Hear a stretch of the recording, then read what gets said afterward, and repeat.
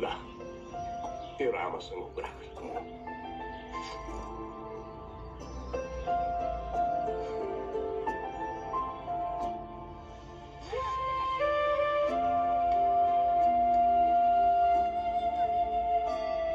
तँ बाको धेरै चिन्ता नगर न, माइलाकोमा गएपछि सबै ठिक हुन्छ क्या।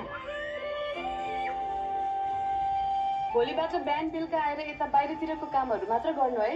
हस् म्याम। बिस्तारी। मम्मी अघि मलाई खेल्नको लागि बनाएको हो।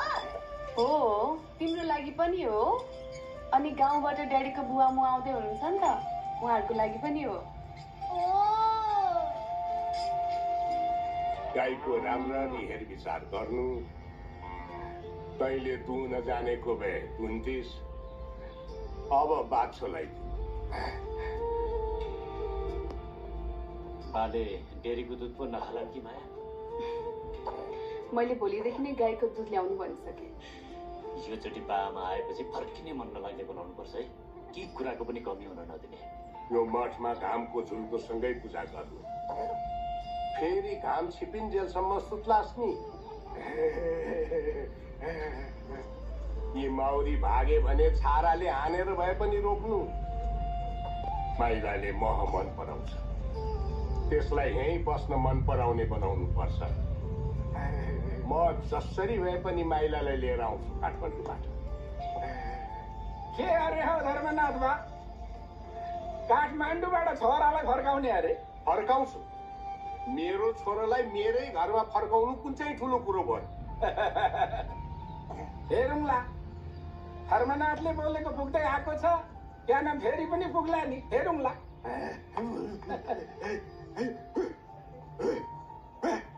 ओ चोर फटाहरू आयो भने यसै गरी भगाउनु है माने।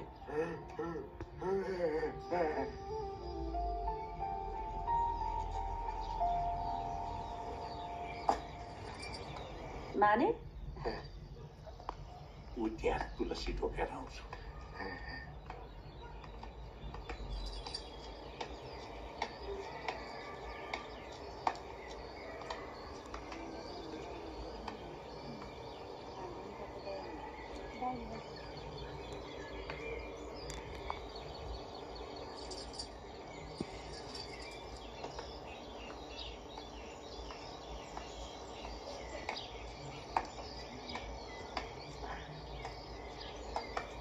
ला यो राख।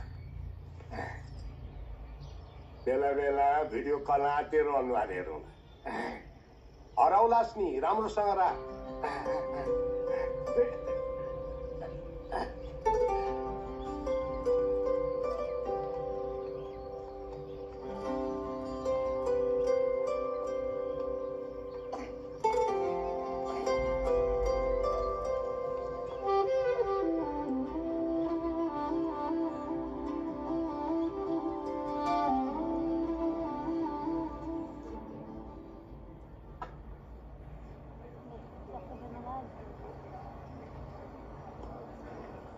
राम्रैसँग आइपुग्यौँ। कति 8 महिना पुग्यो होइन? 8 महिना त कट्यो नि। कति 2 घन्टा डिले 2 घन्टा हो। आमा बस्दै गर्नु छोरो, ती पछाडि मामसँग बस्दा बुवा कसैसँग पनि टाँसिएर बस्न सक्ने। माइला अरू के बानी याद राखेको छ सबैलाई? आऊ न त्यहाँ, हामी यता बस्छौँ।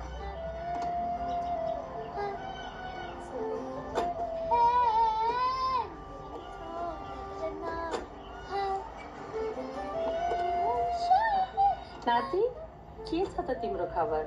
ठिक छ? ठिक छ।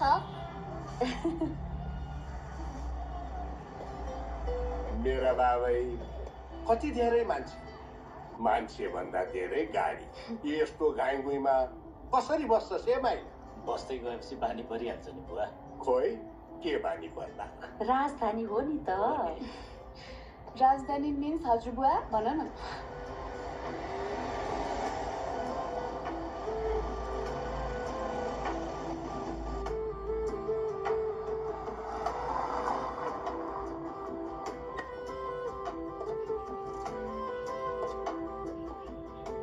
ल आइज है नाति। तेरो घर देखा। सरी सर है बुवा लु आइपुग्यो तपाईँको घर। ए जाऊ बुवालाई देखाइदेऊ।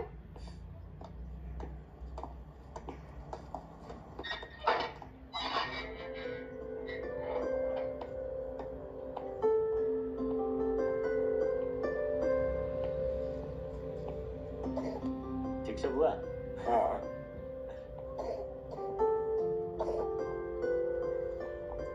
खै म बुवा म माथि लिएर जाँदैछु। के माइला हजुर तुलसीको मठ कहाँ छ त? दाहिने पारेर छिर्नु पर्यो नि। बुवा भर्खर त घर आफ्नो बनाइयो, तुलसीको मठ त बनाउनै बाँकी छ। तुलसीको बास नभएको घरमा धर्मनाथ निवास। आउनु म यो सामानहरू माथि राख्छु, बस्दै गर्नु है। हुन्छ बस्नु म पानी ल्याउँछु। हुन्छ। आज धेरै दिनपछि तपाईँको अनुहार उज्यालो देखियो। छोरा साथमा भएर होला है।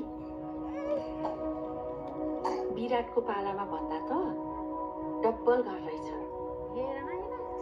हाम्रो छोराको एक प्रगति देखेर त मान्छेहरू चल्छन्। हाम्रो कान्छो पनि यस्तै प्रगति गर्नलाई अमेरिका गएको हो नि। ओके कान्छाको कुरै नगर।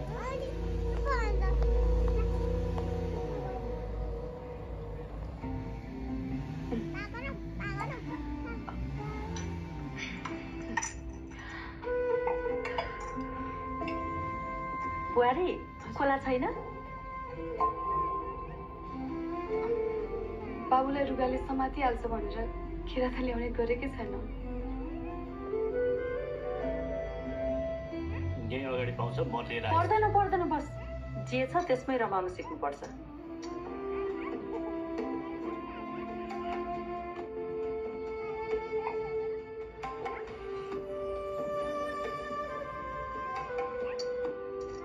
बुवाले मायाले दुध त दिनुभयो, तर लक्ष्मीलाई दुधै मन पर्दैन।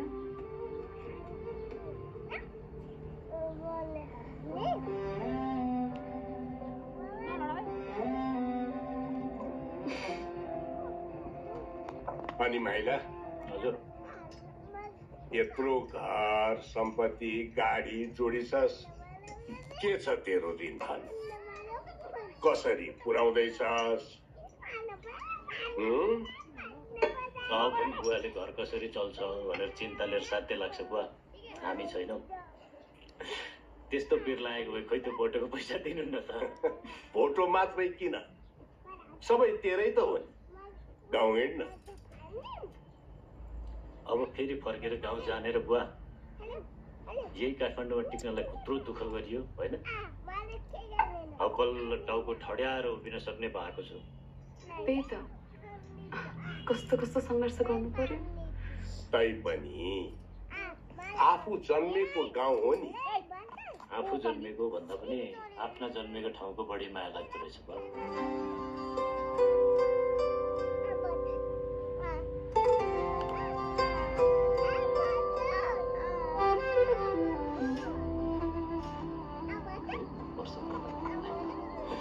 गरिहाल्छ नि, तिम्रो चोइस हो।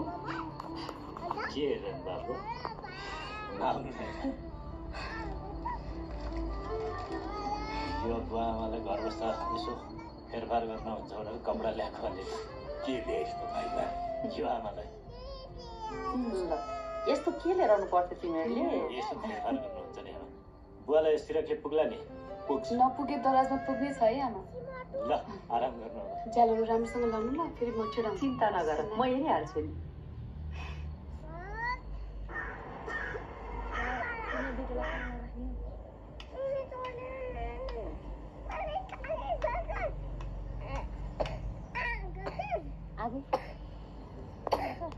लौ आमा, किन भुइँमा सुत्नु भयो?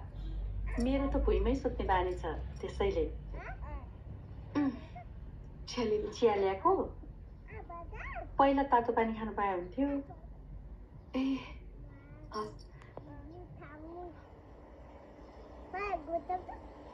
यहाँको अम्खुरा कहाँ गएछ?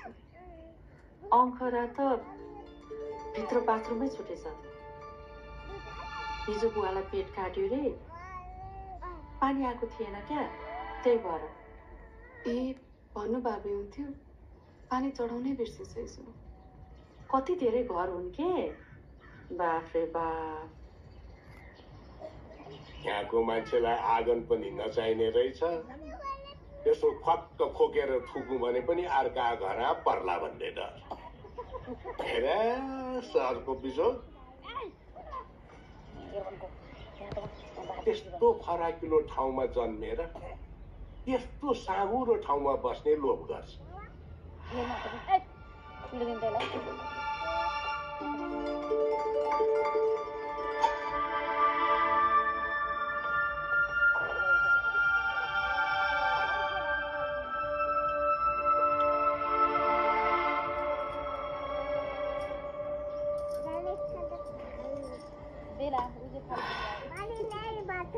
फोहर भयो, फाल्यो।